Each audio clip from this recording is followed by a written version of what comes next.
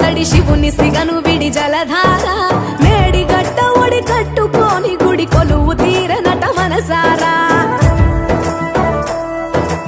ఏండ్ల గోసలిడి ఎత్తుకెగసిపడి చంద్రశేఖరుని కలదీరా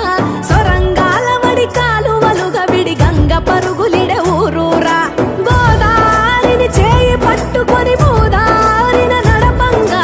వరవల్ల ప్రాణహితకు వెనకడుగుల్లే నేర్పంగా వందలాది మేధావుల తెలివికి వేల కార్మికుల చెమటల బలిమికి లక్షలాది ఎకరాల కలిమిరా కాళేశ్వరం అదిగో జల కాళేశ్వరం